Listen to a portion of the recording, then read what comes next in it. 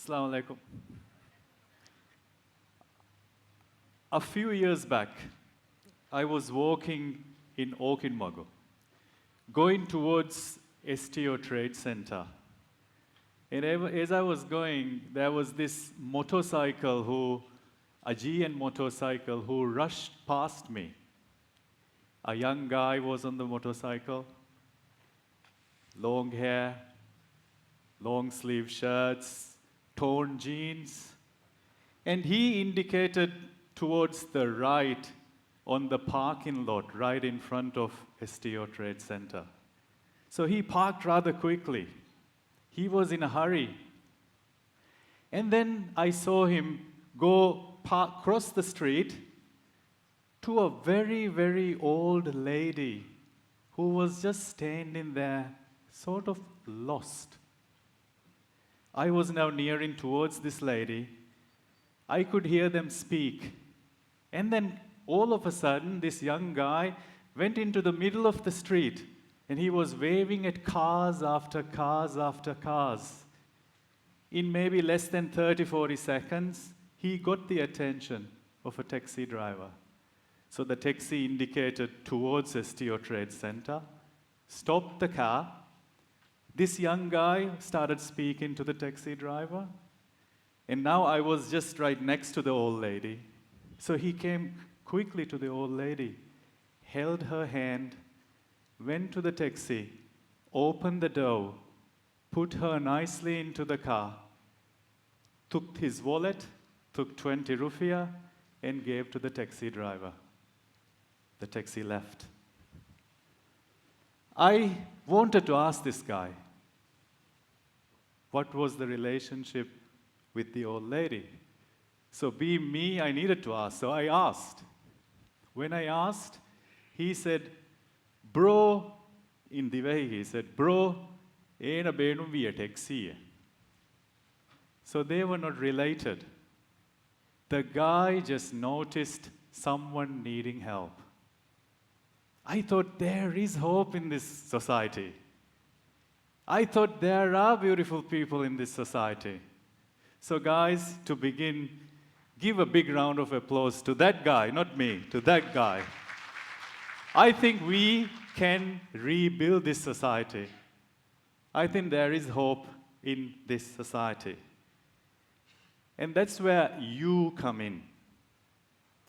So for the next 1.5 minutes, I would like you to introduce yourselves to the people next to you. Okay, so stand up. Your time starts now. Just introduce yourself. Stand up. Everybody stand up and just introduce yourself, preferably to someone you don't know. So just move around, move around. So just move around.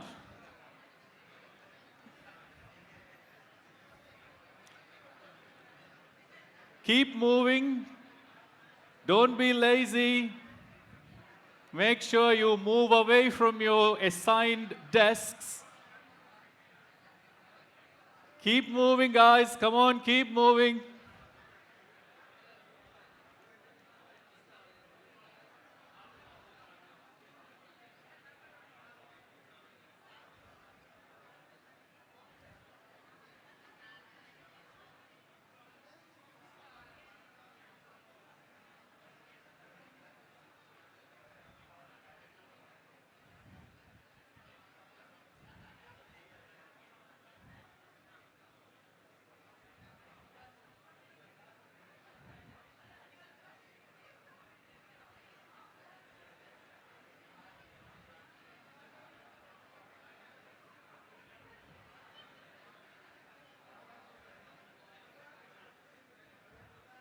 All right, back to your seats, please. Thank you very much.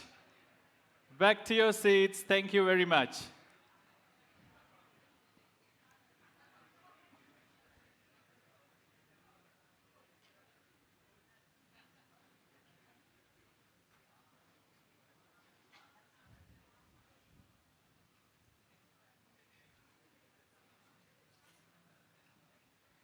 Hi, guys.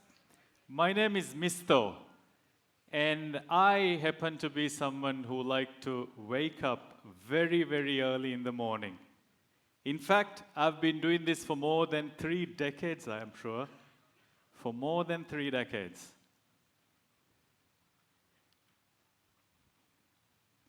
Hi guys. My name is Mistho. And I happen to be a person who believes that every single person here can offer me a lesson if I actively listen to them.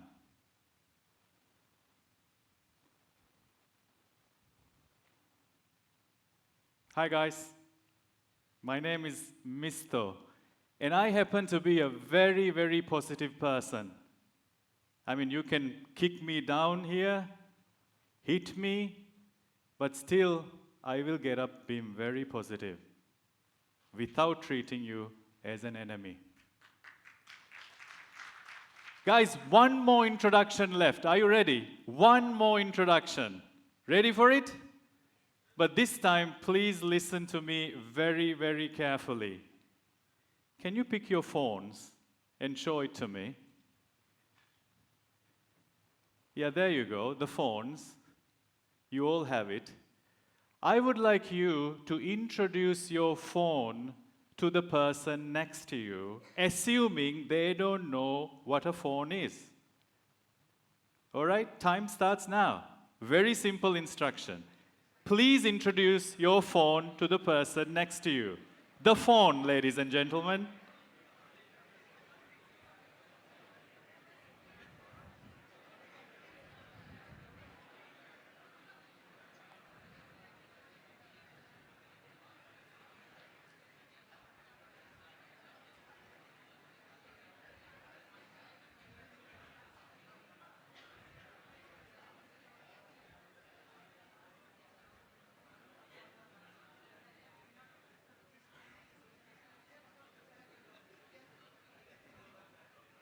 Okay. So you all have introduced your own selves to some people here, and also you have introduced a piece of phone to the person next to you. Guys, what's interesting about these two introductions is the mere fact that your phone has a better identity than you, sadly. How many of you, when you introduced, spoke about where you work? Or how long you have been working in where you work? How many of you introduce your own personal selves by looking at the core values you possess? By looking at the unique characteristics that is in you? How many of you did that? A phone obviously has a better identity. Why? Because it's sleek, it's technologically advanced, it's small, it can do the jobs for you. See, a phone has a better identity. So, what I hope to achieve today is I would like to offer you some help in giving a good introduction about your own selves to a stranger by addressing 3 very, very important questions we have neglected for a very long time. So these 3 very, very important questions can help us rebuild our society that is already been very, very damaged. If you don't believe me, let's have a look. Let's have a look at how bad our society is damaged. I'll give you some numbers because I happen to believe in numbers quite a lot. This is an alarming statistics from 2002, and the trend is still going ahead. This particular statistics put us, the Maldives, in the Guinness Book of World Records for the wrong reasons. I think you would be wondering what it is. Some of you probably would have guessed it. 10.97 divorces per 1,000 of our population in 2002. Annually, 3,850 divorces per day whenever the family court is open. I'm so happy that there's holidays coming up. 15 divorces per day based on these statistics. And based on these statistics, that's a family ruined every 30 minutes. The court is in progress. We are talking about families, guys. We are talking about little people, big people. And if these trends keep moving on, and if this is happening in our families, inside our families, shouldn't we wake up? I think we should. I think it is about time we should. And look at this list.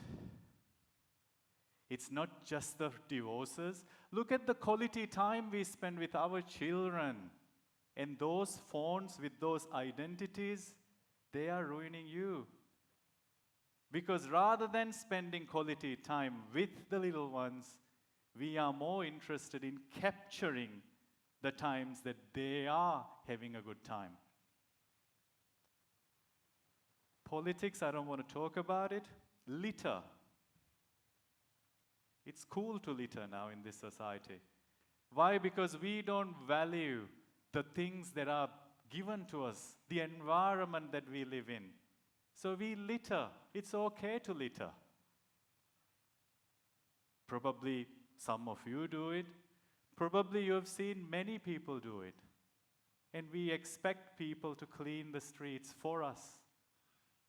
That's where we are. How do we treat expatriates? With respect? I don't think so.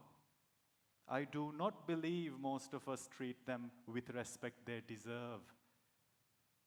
They are human beings, just like you. They have a God, just like you. And we have no right, absolutely no right, to treat them the way we are treating. Drugs, gangs, I don't want to go there. So you get the picture. The society that we live in. May I add another simple point? Your driving habits. Breaking the rules has become the norm. Of course you are going to pray. Of course you can park wherever you want because you are going to pray. But seeing that, it doesn't feel right. It doesn't feel right.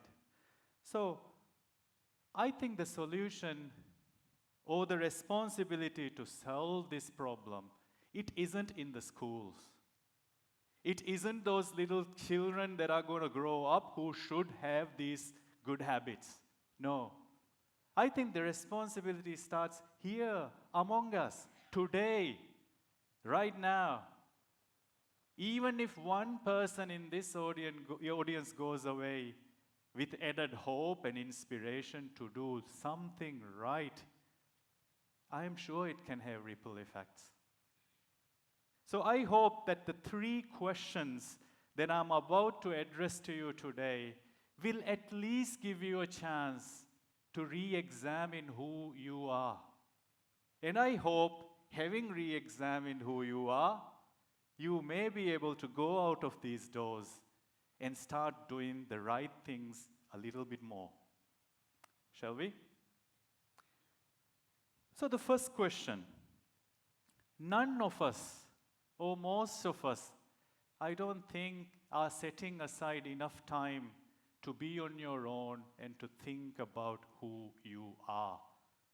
Self-awareness isn't taught in schools. Self-awareness is something you ought to do. There's no degree called self-awareness.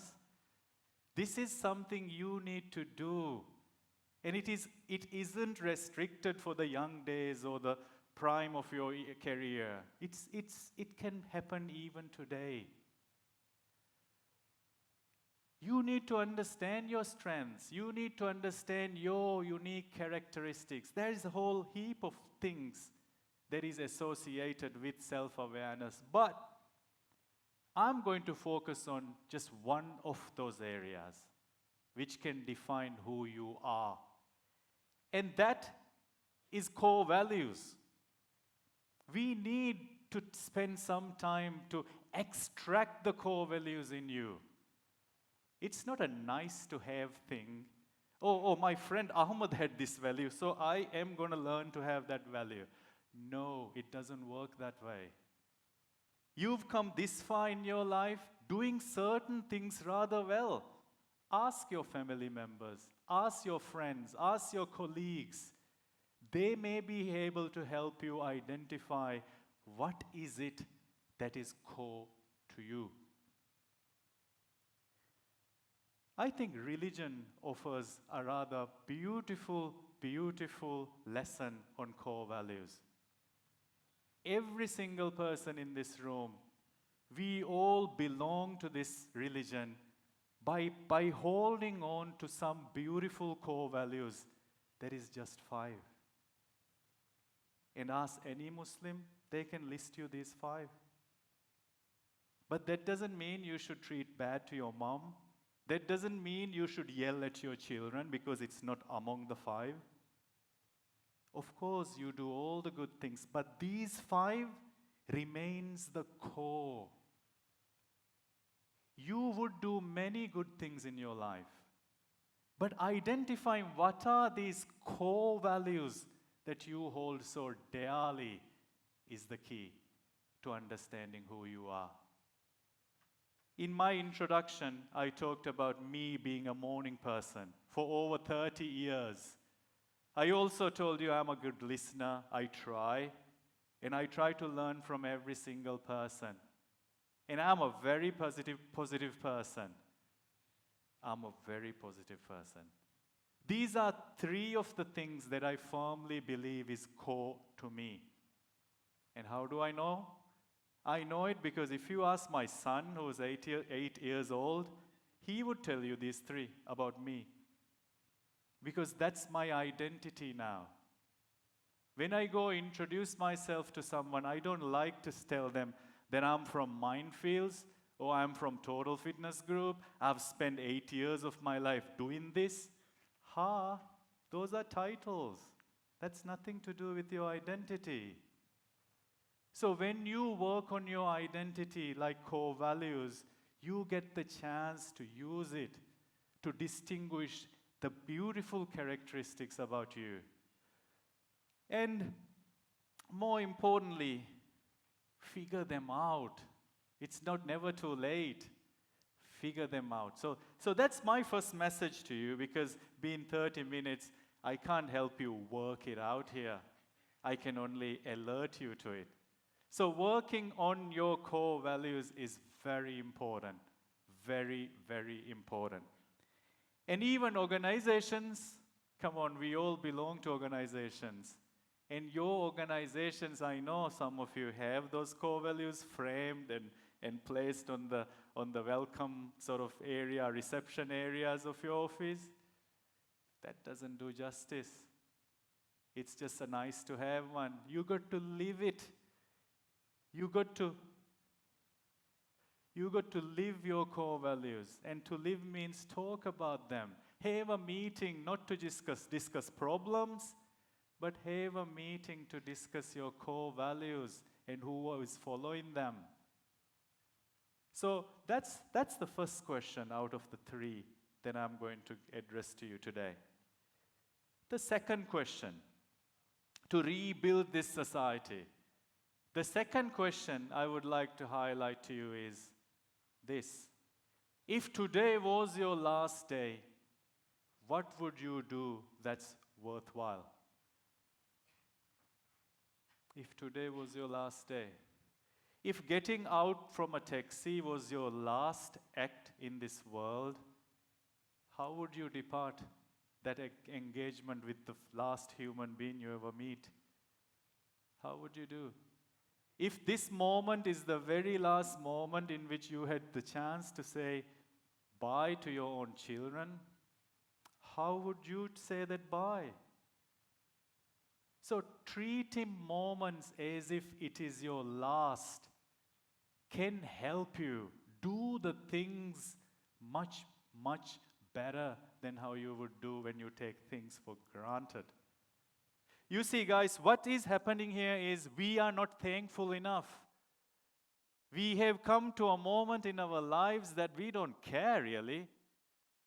And if you don't care, there's no appreciation. There's no gratitude left in you. You're not thankful. And when you are busy doing the things that you are supposed to do in life, in work, you're so busy. You got 2 jobs to do, 3 projects to do. Deadlines are coming. People are asking you questions. And yes, you're very busy. But that's no excuse. Because life is still going on. You have families, you have wives, you have friends, you have so many other people who is looking up on you. So what's the key? The key is stop. Calm yourself down. You don't need to be in a hurry. Your motorcycle doesn't have to go 60 kilometers per hour from point A to point B, from Mafano to Hemveru. Calm down. When you calm down, the beauty is you start noticing things. You start noticing things. Don't pass judgment on how people look. Look at that young guy who helped the old lady get a taxi. He noticed it. Surely he has something that we don't have. So if you cannot notice things, you can't do good things in life. Or you will be throwing up opportunities to do good things.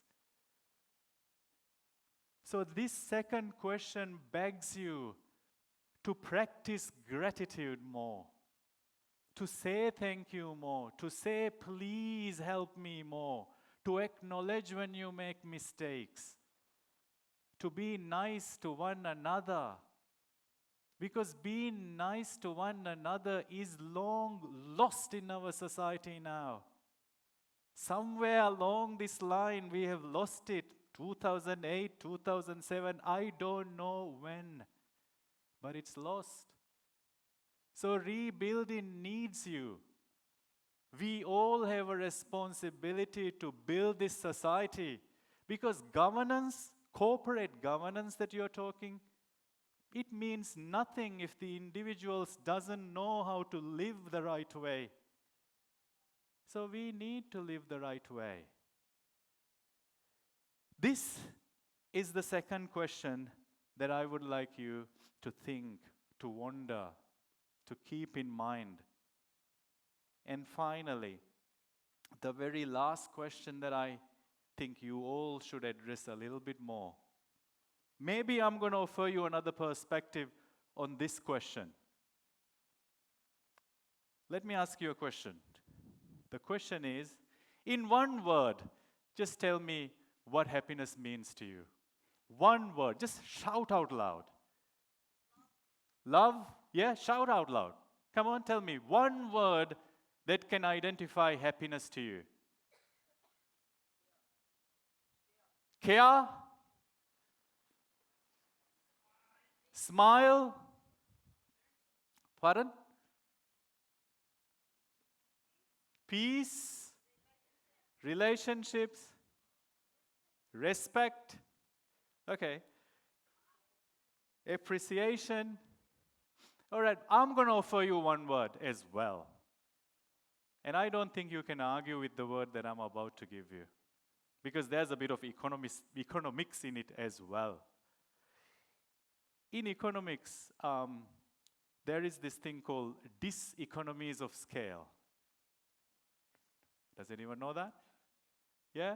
So you do something today, there's happiness. You do the same thing, exactly same amount of time the next day, there's still a little bit of happiness. Third day, fourth day, 1 month, same thing. 1 year, same thing. And you're like,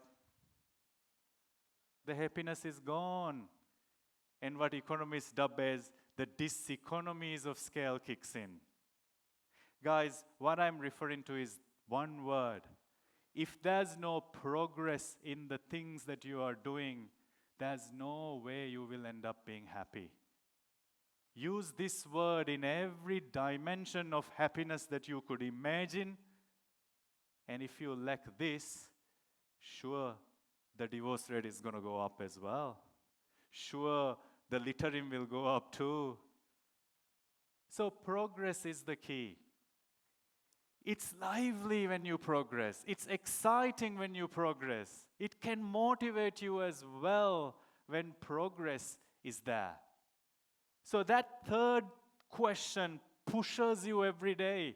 When you wake up, don't be bored because you're going to do the same thing that you did yesterday. No, be inspired because you're going to go do something different that will give you happiness. And it's in your hand. It is in your hand. So this happiness, the real happiness is making progress. So guys, that's the rebuilding that I have time to talk to you today about. And to rebuild this society, guys, it starts from you. It starts from every single person here.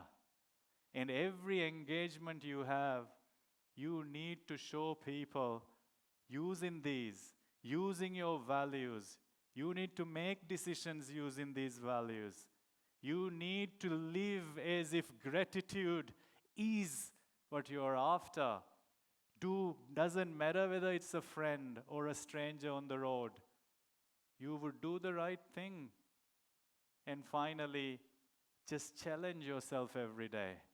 Because guys, that's the only way we can rebuild this society. Thank you.